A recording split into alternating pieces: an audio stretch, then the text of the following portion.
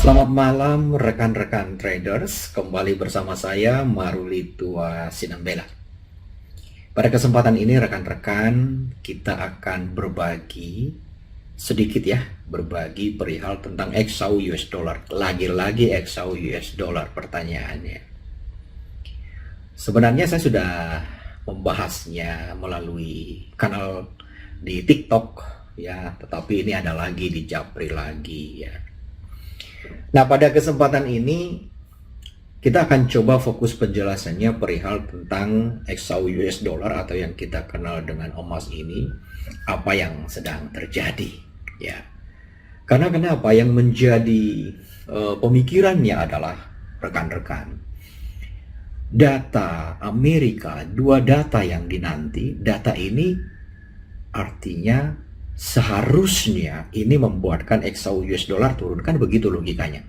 Tetapi pada faktanya data ini tidak berpengaruh terhadap turunnya harga XAU US dollar, malah dia melenting naik ke atas. Sebenarnya kalau kita mempelajari dengan cara seksama, nah disinilah terjebaknya seorang traders newbie. Sebenarnya bukan cuma newbie ya, mungkin yang trading 2-3 tahun pun akan kejebak. Karena kenapa? Jika seorang traders itu tidak memiliki knowledge, pengetahuan tentang fundamental dan teknikal yang memadai, maka inilah salah satu yang menjadi pemicu rungkatnya seorang traders. Oke, saya bukan menakut-nakuti, tetapi di dalam industri keuangan, rekan-rekan, risiko adalah prioritas utama yang harus diantisipasi, yang harus dijaga, yang harus diperhatikan secara konsisten. Kenapa risiko yang menjadi prioritas utama? Karena kalau kita memang yang kita harapkan itu adalah revenue, pendapatan, keuntungan, cuan. Tetapi jika kita sama dengan orang-orang lainnya, maka akan ikut-ikutan juga rungkat. 90% traders itu mengalami rungkat. Kenapa rungkat? Ya rungkat mungkin mereka yang rungkat 90% itu karena tidak ada persiapan atau kurangnya pengetahuan, edukasi, literasi, analisisnya yang terbatas, rekan-rekan. Oke, kita kembali ke market emas. Kalau kita melihat bahwa pergerakan harga emas yang sudah tembus di level 4.900 US dollar per troy ounce ini adalah pertama kali terjadi pada hari Kamis 23 Januari 2026. Sementara dengan data ekonomi, dengan kalender ekonomi yang kita lihat yang seharusnya dipercaya oleh banyak para traders itu akan menjatuhkan harga emas tetapi membuat naik. Kenapa? Karena sesungguhnya yang terjadi adalah kenaikan harga emas ini, rekan-rekan traders, ini didorong oleh karena ketegangan geopolitik yang sedang terjadi. Oke, itu poin utamanya. Pertanyaannya, apakah US dollar melemah? Akan ekspektasi penurunan suku bunga oleh Bank Sentral Amerika?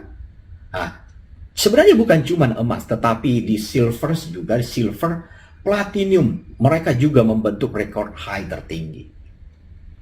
Poin yang menjadi konsentrasi pasar di mana para hedge fund, ya mereka yang punya uang gede-gede, besar-besar itu, mereka lebih concern memperhatikan apa yang diucapkan oleh Presiden Amerika Serikat Mr. Donald Trump, ya.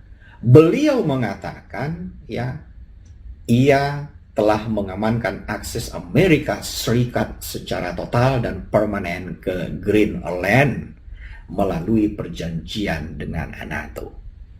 Nah, itu rekan-rekan. Oke, jadi kalau misalkan seorang pemimpin besar mengatakan demikian, maka orang akan lebih fokus ke sana. Karena data ini, contohnya yang di economic calendar ini, akan menjadi opini yang lain. Orang akan concern di sana karena itu lebih powerful.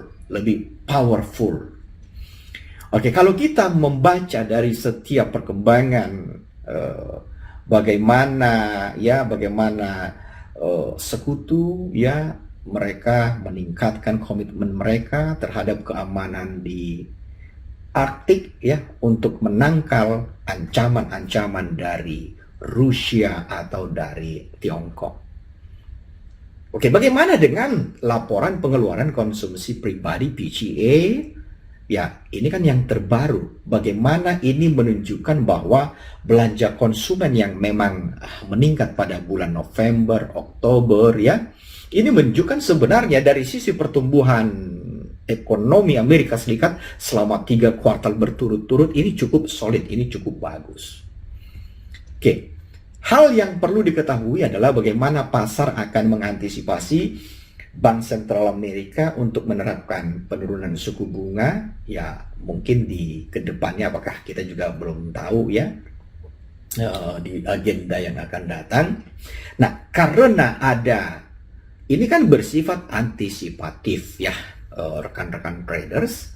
Nah, ini pun akan menambah hasrat dorongan dari para traders juga untuk masuk menjadi seorang buyers. Itu dia. Terus apa korelasinya dengan teknikal? Nah, sebenarnya begini rekan-rekan. Pada waktu lalu sebenarnya kita sudah membahas berkali-kali dan kita sudah menjelaskan berulang-ulang. Ya mungkin rekan-rekan juga bosan juga kalau saya ulang-ulang terus. Nah, di grafik ini kan trennya kita sudah jelaskan bahwa yang sedang terjadi itu adalah uptrend. Nah, di sini kita sudah memberitahu bahwa busur pertama, busur kedua, dan busur ketiga ini terjadi.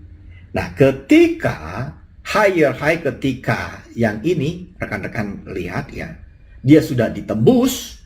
Artinya kalau busur ditarik, busur pertama ya, ditarik, dia masuk ke dalam lingkaran kedua, lingkaran ketiga, dia melenting sesudah ditarik sampai di sini dia melenting ke atas, rekan-rekan. Nah, yang terjadi di sini kan ditarik lagi, ditarik 1, 2, dan 3, ditarik melenting lagi dia ke atas, rekan-rekan. Nah, di sini ditarik 1, 2, belum sampai ke 3, dia sudah melenting lagi. Nah, kemarin kita sudah menjelaskan bagaimana cara trading menggunakan ya Pro I agar menjadi seorang pro trader. Jadi rekan-rekan, inilah yang penting kita pahami bagaimana cara kunci sukses trading. Jadi sebenarnya kita itu harus punya prinsip out of the box. Jadi kita nggak ikut-ikutan sama orang lain. Kita harus punya fondasi, kita harus punya formula untuk kita bisa mengelola dana sendiri. Nah, contoh tradingnya begini, rekan-rekan. Apabila kita berposisi sebagai seorang buyers, maka level entry yang kita cari adalah ketika busurnya ketarik. Nah, sebelum level contohnya di 50% ini adalah level kita untuk masuk menjadi seorang buyer. Jika kita buy di sini, maka resikonya di 38,2 atau di 23,6. Artinya panahnya itu naik ke atas. Contoh juga sama kurang lebih yang demikian di 50% resikonya ya. Nah, kalau kita tarik busurnya, kita tarik level buy kita, ya kurang lebih di sini, maka resikonya di 38 atau 23,6. Demikian juga berlaku hal yang sama, rekan-rekan, pada kesempatan ini. Nah, mungkin rekan-rekan pingin tahu, kepo nih ya, pingin tahu ini bagaimana sih sebenarnya ini Pak Maruli punya trading plan menggunakan Pro I menjadi seorang trader pro. Nah, di sini kita tidak kupas secara tuntas. Kita tidak kupas karena tidak cukup waktu. Rekan-rekan yang ingin privat boleh. Kita welcome. Sebelum rekan-rekan trading, contohnya mau datang ke perusahaan saya mau trading di perusahaannya Pak Maruli. Ya, harus belajar dulu. Terutama rekan-rekan itu harus belajar bagaimana cara beli, cara jual, ketika beli resikonya di mana, ketika jual resikonya di mana, harus tahu cara bikin trading plan. Nah, nanti kan kalau misalkan rekan-rekan cuan, itu kan rekan-rekan atau Bapak Ibu kan rezeki sendiri. Terus saya dapat apa? Ya pastinya kan kita kan namanya juga pialang kan dapat fee broker lah ya. Terus edukasinya di mana? Ya edukasinya gratis lah Pak, Bu. Ya, masa sudah trading di perusahaan saya juga masih harus saya charge untuk fee ya. Saya kan punya perusahaan, sudah datang ke perusahaan saya, trading di tempat saya, masa saya charge lagi? Nah begitu ya. Oke, jadi Bapak Ibu nanti yang berminat untuk trading ya belajar dulu ya. Saya mau pastikan dulu Bapak Ibu ini layakkah menjadi seorang trader untuk trading itu layak. Nah, jadi kita harus nanti KYC terlebih dahulu. Jadi Bapak Ibu harus memahami tentang sebuah risiko ya.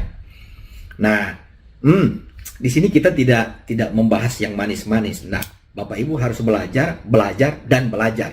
Nah, belajar dievaluasi, belajar ketika tidak sesuai dievaluasi, perbaiki lagi. Dan Bapak Ibu harus belajar. Karena begini filosofi kami Bapak Ibu. Kami tidak dapat memberikan ikan kepada Bapak Ibu karena selera ikan Bapak Ibu kita nggak tahu ikan apa. Tetapi kalau Bapak Ibu ingin makan ikan, kami kasih tahu bagaimana cara memancingnya. Begitu. Nah, ada yang bertanya, Pak Maruli kalau sudah jago trading, ngapain ngajarin orang? Ya tuh, kan pasti ada yang berpikir begitu. Ya. Terus ngapain lagi sih cari nasabah? Saya nggak cari nasabah. Bukan nasabah yang saya cari. Karena kenapa? Nasabah itu yang butuh ilmu, ya. Nah, di sini bukan ajang untuk cari nasabah ya Bapak Ibu, tetapi passion seseorang, panggilan seseorang itu untuk menjadi sebuah lilin, untuk menjadi sebuah terang yang mengedukasi orang lain, menjadi berkat bagi orang lain. Itu tidak semua orang memiliki passion yang sama. Banyak rekan-rekan saya di luaran sana, mereka sudah triliuner ya. Banyak mereka, tetapi mereka tetap terpanggil untuk mengajar, berbagi. Ya, terpanggil mereka untuk mengajar. Mereka sudah punya pesawat kok, mereka sudah punya segala-galanya, harta dunia ini mereka sudah punya, tetapi mereka tidak pernah bosan berbagi ilmu. Nah, begitu Bapak Ibu.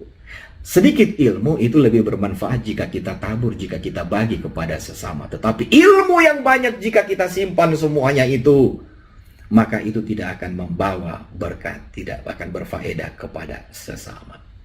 Bersama saya Marulito Sinambela, Master Trading Indonesia, marulito.com. Semoga informasi ini bermanfaat bagi kita semua traders Indonesia. Terima kasih, selamat malam, dan happy trading.